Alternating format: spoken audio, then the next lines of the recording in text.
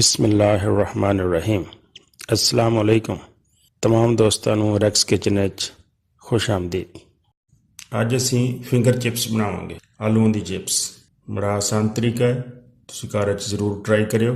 ਇਨਸ਼ਾਅੱਲਾ ਬੜੀ ਮਜ਼ੇਦਾਰ ਤੇ ਬੜੀ ਜ਼ਬਰਦਸਤ ਫਿੰਗਰ ਚਿਪਸ ਤੁਸੀਂ ਘਰ ਵਿੱਚ ਬਣਾ ਸਕਦੇ ਹੋ। ਤੇ ਆਓ ਫਿਰ ਇਹਨੂੰ ਸ਼ੁਰੂ ਕਰਦੇ ਹਾਂ।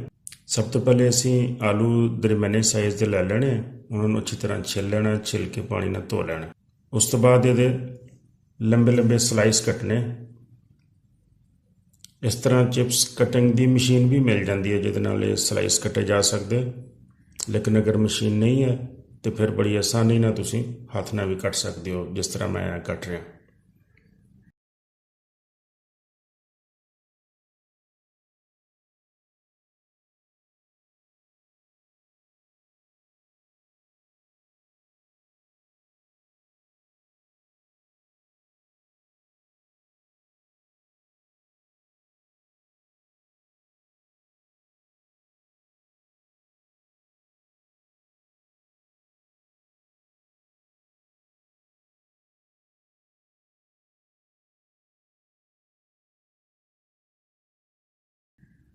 ਇਸ ਤਰ੍ਹਾਂ ਸਾਰੇ ਸਲਾਈਸ ਕੱਟਣ ਤੋਂ ਬਾਅਦ ਅਸੀਂ ਇਹਨੂੰ ਇੱਕ ਬਾਉਲ 'ਚ ਪਾਣੀ ਪਾ ਕੇ ਭੇਜ ਦਿਆਂਗੇ ਕੋਈ 2-3 ਘੰਟੇ ਵਾਸਤੇ।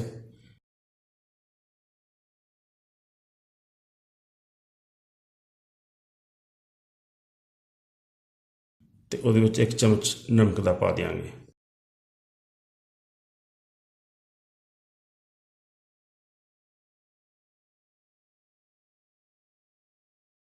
ਇਸ ਤੋਂ ਬਾਅਦ ਅਸੀਂ बेसन का मसाला तैयार कर लेने। एक बर्तन में 3 बड़े चम्मच बेसन दे पा लो।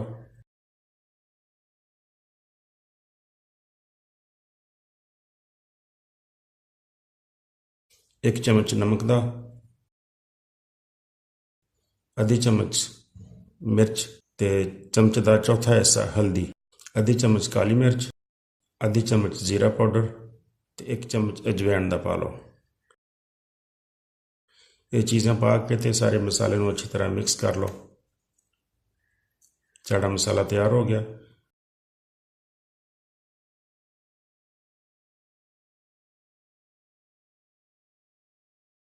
तो हुण तकरीबन 2 घंटे हो गए तो असी फिर इनू हुण फ्राई शुरू करते हैं।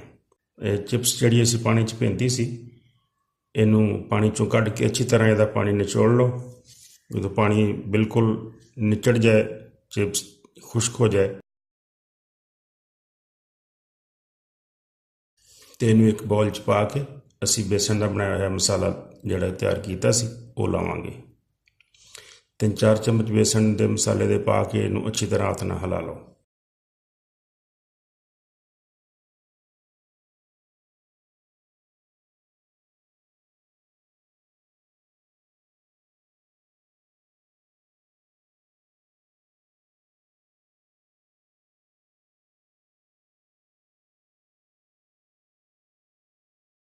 तो हुण असीं इनू फ्राई करते हैं।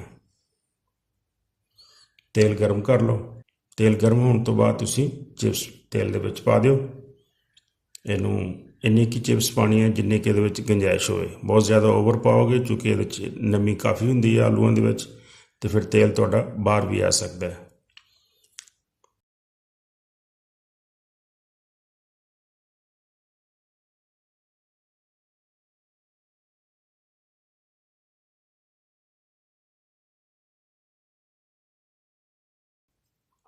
अग ज़रा दरम्यानी रखनी है।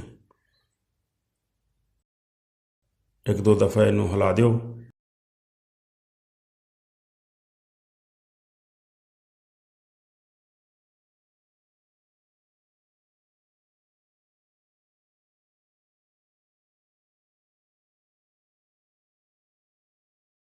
जदों गोल्डन ब्राउन हो जाए तो चिप्स तुहाडी बिल्कुल तैयार।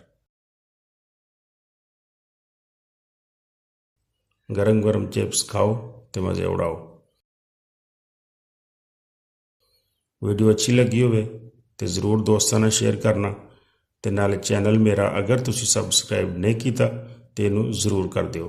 बहुत शुक्रिया। अस्सलाम वालेकुम।